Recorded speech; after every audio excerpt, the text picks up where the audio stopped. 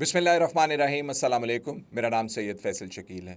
Iran ने जंग जीत ली है और इसराइल ये जंग हार रहा है और हारता जा रहा है।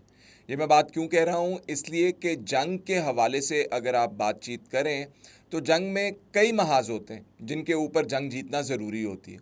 एक जंग बयानिए की जंग होती है जिसमें ईरान को अगर आप देखें तो ज़्यादातर दुनिया जो है ईरान के बयानिए को मान रही है। दूसरी जंग जो है वो फिज़िकल जंग है जिसके अंदर आपकी हवा स्पेस जो है जिसमें जहाज़ों के ज़रिए आप अपनी सुपीरियॉरिटी या डोमिनेशन कायम करते हैं। और तीसरी जो है वो ज़मीनी जंग होती है जिसमें इलाके को हासिल करना मकसूद होता है। तो जब आप हवा की बात करते हैं, बेशक ईरान के पास जहाज़ जो हैं वो नहीं उड़ रहे हैं क्योंकि पुराने जहाज़ हैं। ईरान के ख़िलाफ़ बहुत सारी सैंक्शंस थी। ईरान जहाज़ों की जंग नहीं लड़ सका है, लेकिन ईरान ने अपने मिज़ाइलों से इसराइल का भुरकस निकाल दिया है। और जिस जिस किस्म के मिज़ाइल अब ईरान के पास आ रहे हैं और उनके टेस्ट किए जा रहे हैं, उससे इसराइल बहुत ख़ाइफ़ नज़र आता है। और जहाँ पर इसराइल ख़ाइफ़ नज़र आता है वहाँ पे अमेरिका भी ख़ाइफ़ नज़र आता है।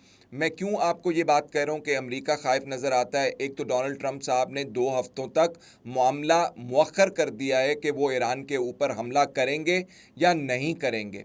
इसका मतलब क्या है? इसके ऊपर मैं आऊँगा, लेकिन पहले मैं आपको बताना चाहता हूँ कि ये जो जंग ईरान जीत रहा है, बयानिए की जंग ईरान जीत रहा है।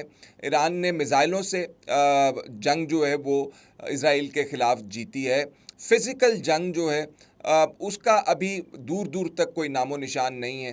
जो लोग रिजीम चेंज की बात करते हैं उन्हें ये पता होना चाहिए कि अगर किसी हुकूमत को ख़त्म करना होता है तो उसके लिए आपको फ़ौजी ज़मीन पे उतारने पड़ते हैं ताकि मुख्तलिफ़ मुकामात के ऊपर फ़िज़िकली कब्ज़ा जो है वो लिया जा सके। ये अभी इस जंग के अंदर नहीं हुआ और ना ही ये हो सकता है, क्योंकि होगा तो लग पता जाएगा कि आप किसी की दूसरे की सरज़मीन के ऊपर कैसे ज़मीन के ऊपर कदम रखते हैं।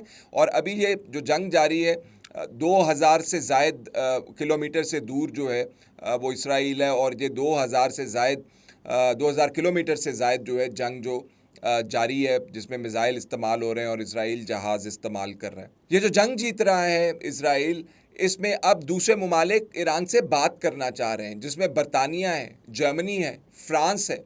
और जो ख़बरें आ रही हैं उसके मुताबिक आज ही जनीवा में ईरान के फ़ॉरेन मिनिस्टर्स के साथ इन ममालिक के फ़ॉरेन मिनिस्टर्स की बातचीत होगी कि न्यूक्लियर हथियार जो हैं ईरान वो ना बनाए और किसी किस्म का कोई अरेंजमेंट जो है वो सामने आ जाए।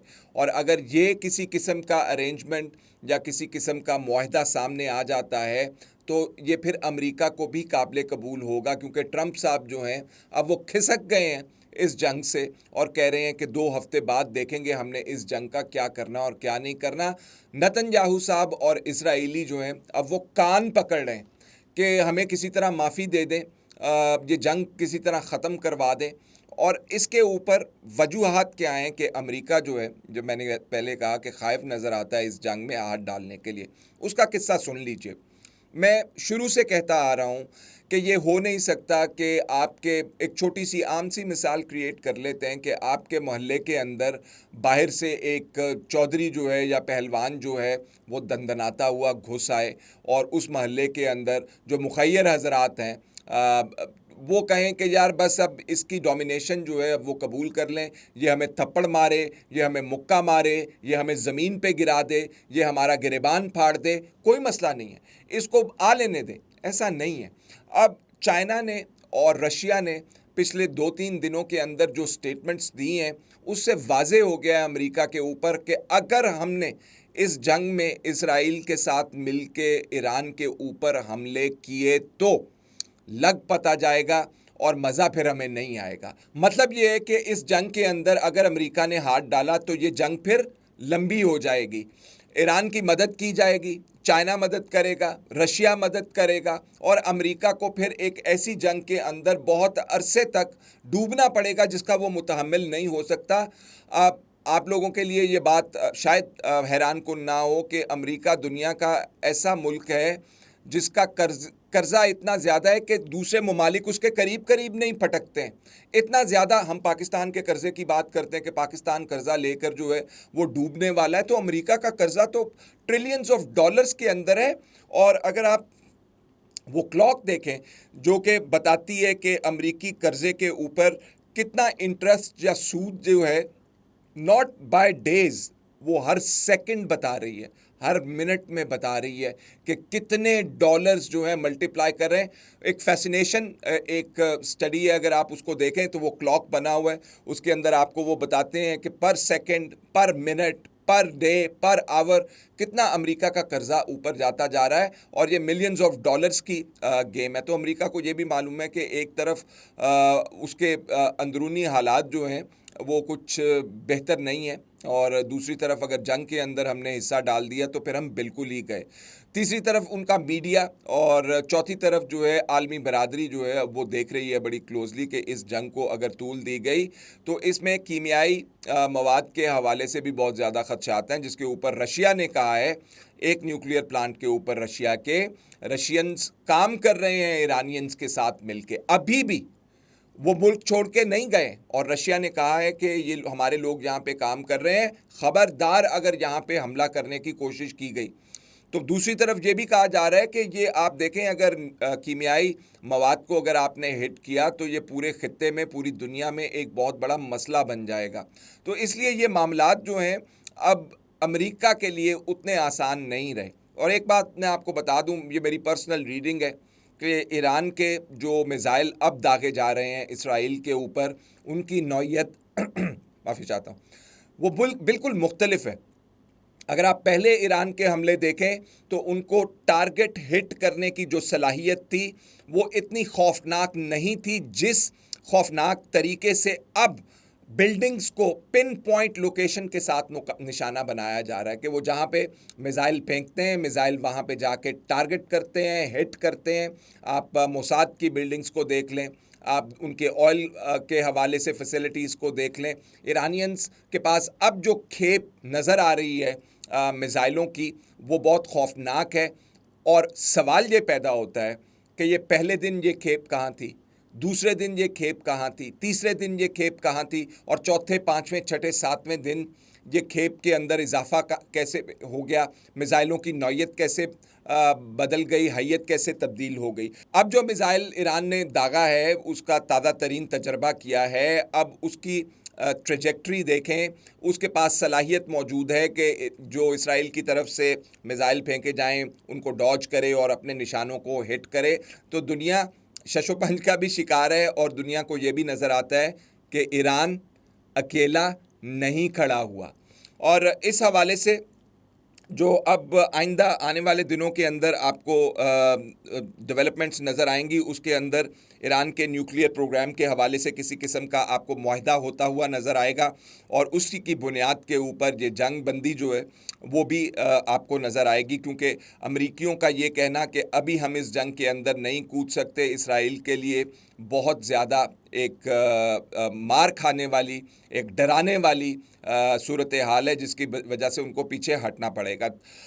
एक मामला जो इस जंग के साथ जुड़ा हुआ है और डायरेक्टली वो हमारे मुल्क के साथ लिंक्ड है, उसके ऊपर बहुत ज़्यादा आपको पता शोर गौगा पड़ा हुआ है, और वो जनरल आसिम मुनीर साहब का डिनर है जो ट्रंप साहब के साथ उन्होंने किया है, और उसके अंदर जो बातें हैं। अभी कल मैं देख रहा था कि बहुत सारी ख़बरें जो हैं ट्विटर के अंदर लोग चला रहे थे अपनी तरफ से, और उसमें कहा जा रहा था कि जी जनरल आसिम मुनीर साहब से अमरीकियों ने अड्डे मांग लिए हैं, जनरल आसिम मुनीर साहब से अमरीकियों ने मदद मांग ली है। अच्छा, अब ये जो पुरानी बातें हैं उसकी बुनियाद बना के कहा जा रहा है कि जी पहले भी तो अड्डे थे अमेरिका के यहाँ पे, अब भी अड्डे जो हैं वो मांगे जा रहे हैं। तो ये ख़बर बिल्कुल गलत है। इसके ऊपर फेक न्यूज़ के हवाले से इंफॉर्मेशन भी आ गई है कि ये फेक न्यूज़ है। और दूसरी बात ये है कि इस वक्त खित्ते की सूरत हाल बहुत मुख्तलिफ है। एक छोटी सी चिंगारी जो है वो आग को बहुत ज़्यादा बढ़ा सकती है।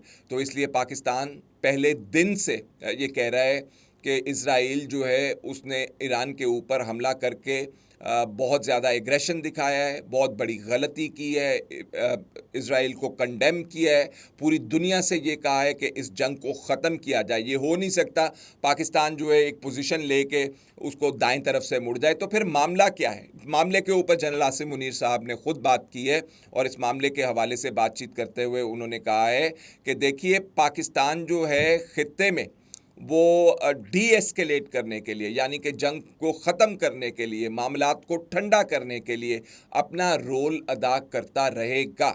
और आपको ये सुन के हैरत होगी या ये अंडरस्टैंड करके हैरत होगी कि एक तरफ मीटिंग होती है जनरल आसिम मुनीर साहब की डोनाल्ड ट्रंप के साथ, और दूसरी तरफ डोनाल्ड ट्रंप का जो है उसके बाद एक दिन के बाद स्टेटमेंट आ जाता है कि हम इस जंग के अंदर नहीं कूदेंगे, अभी हम 2 हफ्ते और देखेंगे। आपको पता है पहले वो कह रहे थे, ट्रंप साहब कंधे उचका उचका के कह रहे थे कि जी अभी नहीं की, मेरी मर्जी है, कल कर दूं, मेरी मर्जी है, अगले हफ्ते कर दूं, मैं जब चाहूँगा करूँगा, तमाम लोग गलत हैं।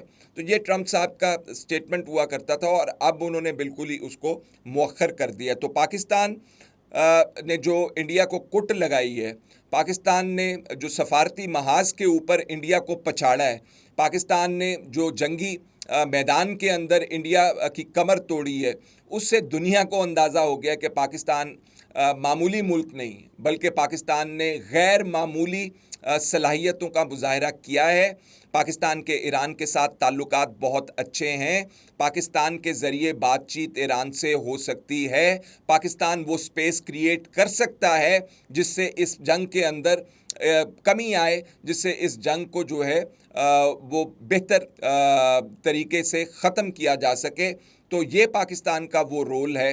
अब इस रोल के अंदर क्या क्या होगा, इसके मैकेनिक्स क्या होंगे, किस तरह रवाबित होंगे, कौन रवाबित करेगा, राब्ताकार कौन होंगे, किन किन मामलात के ऊपर बातचीत होगी, वो क्या नुकात होंगे, उसके ऊपर मैं तबसरा नहीं कर सकता क्योंकि वो मेरे सामने नहीं है। लेकिन मामलात को ठंडा करने के लिए पाकिस्तान का रोल जो है वो कलीदी रोल है। दूसरी तरफ से ये बावर करवा दिया गया है इज़राइल को, ईरान अकेला नहीं है। अमेरिका को ये बता दिया गया है कि ईरान के साथ पंगा करोगे बच्चू तो फिर फंस जाओगे। फ़िलहाल इतना ही, इजाज़त दीजिए, अल्लाह हाफ़िज़।